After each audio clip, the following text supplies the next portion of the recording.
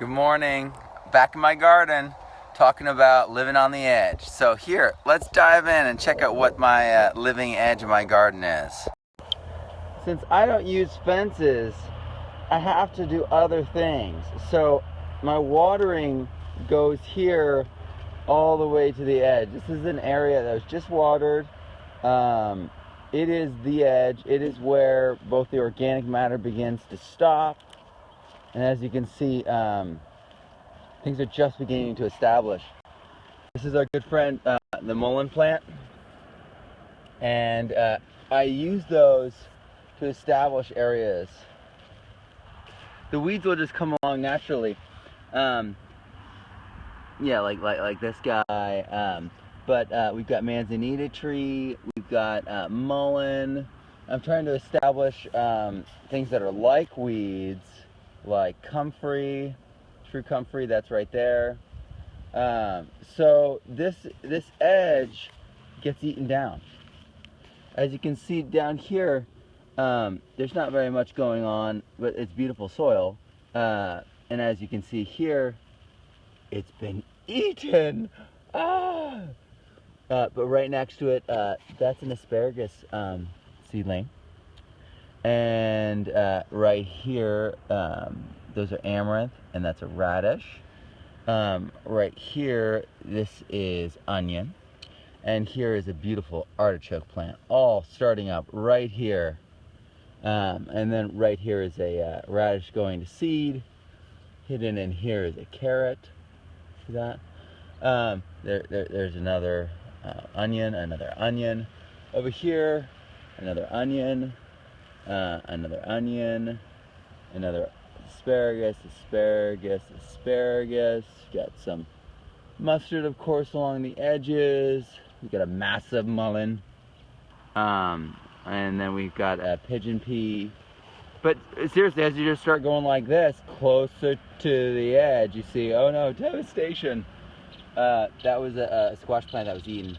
So, certain things thrive at the edge. Legumes tend to get eaten when they're at the edge, even though they're awesome, awesome things that people love. Like this legume right here is the closest to the edge, and it's doing well. It might be a particular kind of legume that's doing well, and it's actually hiding. If you look inside, it's hiding an artichoke plant right there. So all this kind of stuff creates canopy, creates shade, creates this interdependent system. And morning here is a lot of fun. It's really, really beautiful, and it's cool. And with it also watering when it's cool, it feels double cool. So here at the edge, we're making it work. We're not using fences. We're working with the wild animals, and we're still expanding. This edge was 20 feet further away. Well, maybe 30 feet further away last year. And we're just pushing it further and further, reclaiming the land, and trying to establish things that will be beneficial. So have a good day. Yeah, it is lots of mullein. You know what? I'll show you a little bit more mullein. Just because some people don't like mullein. So there's a mullein right there hanging out. Oh, hey, hello mullein, how you doing? So there's mullein like everywhere. And if you've not seen their teeny seeds, they're really cute. Very tall. I tend to take these rods at the end of the season and just dance around with them. So, yeah, all this is totally possible. And then through here we've got young sorghum. And down there we've got more mature sorghum. And in the middle section there, I'm establishing sorghum, but it was late because what I planted was eaten. And so it's just time-wise. We've got the furthest going stuff down there, and second up here, in the middle is third. So it'll just time out the way it is. How many of you guys replant? I mean, I think I get an unfair advantage because we have a year-round season here, and my summer and spring are just crazy long. So I can make huge mistakes or test things and have, huge, massive failures. and then I can replant my garden and learn. So I've done that a few times. And the reason I learned how to do all this neglectful gardening is because I wasn't here last summer because of the smoke was so bad, and then we moved up north and tried to start a school. So we're living on the edge in a lot of ways here. This area is pretty blighted in some ways. If you disturb the land, it stays disturbed, and that is the sign of the brittle climate. That's why it takes water to change things here, because otherwise you just drive on it and it doesn't come back.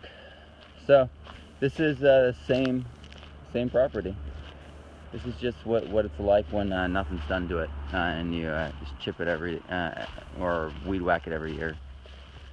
It's brittle. It's like a stubble, and it's totally hydrophobic. It's bulletproof. And so in the summer, this will all just wash away. I mean, not in the summer. In the fall, this all just wash away. It takes a few rains for it to start opening up, and by then a lot of the organic matter's been pushed away. So, all right. Thanks for joining me again for a talk and a walk through my gardens. And I hope that you guys consider skipping the fencing and using living fencing, working with animals, and growing an abundance easily. Because it took me time and it took a bit of calibration, but it's so much easier than fighting constantly and poisoning and fencing and all the time and stressing out. I mean, I literally just enjoy my gardens. I sow, and then if it gets eaten, because all of our stuff gets eaten if it's underground voles or moles in a certain time of year, and it's a certain kind of plant. You know what I mean? If you plant a certain type of plant that's delicious to them at the wrong time of year or whatever, so you have to find out what works in your area, and it changes. Everyone's area is different, and that's what's so cool about this is it's everyone's got their unique set of plants that works on their space. And so if you have a whole community of these, everyone's going to have unique strengths. And then there's going to be these commonalities, and they're like, wow, this region is crazy for wonderberries. What do we do with wonderberries? And suddenly someone invents something that becomes essential to every household in the region having to do with wonderberries. And so that's how it works. We got to find our niche and explore it.